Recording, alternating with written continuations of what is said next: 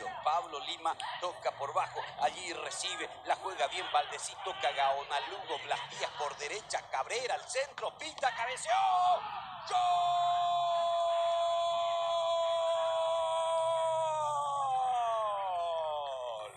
¡Gol!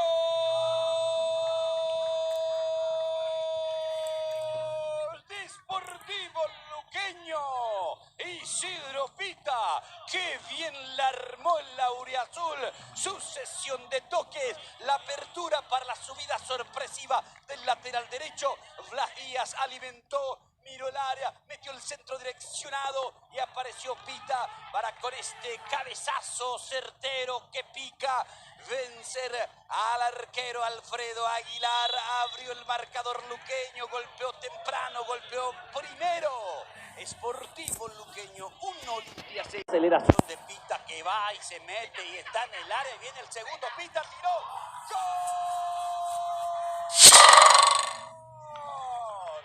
¡Gol! Desportivo Luqueño. Tremenda corrida de Pita que ganó por potencia, definió con calidad. Que arranque sorpresivo de Luqueño. Isidro Pita y este doblete memorable. Pasó por Leguizamón, pasó por Antolín. Cuando Aguilar fue a la chique, colocó suavemente la pelota.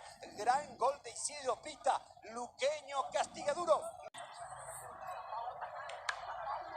Por eso hacía silencio, porque me parecía ya que había pitado infracción penal el árbitro Díaz de Vivar, y se confirma esto. Pero en esta segunda, de Lima sobre Rojas.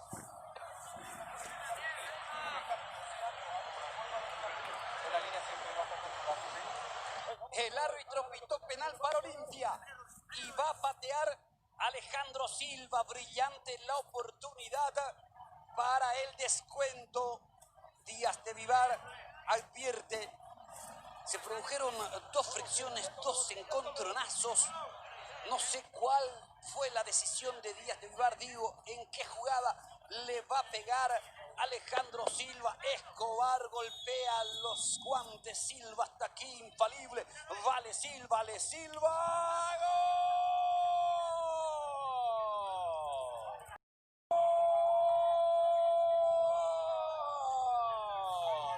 ¡Gol!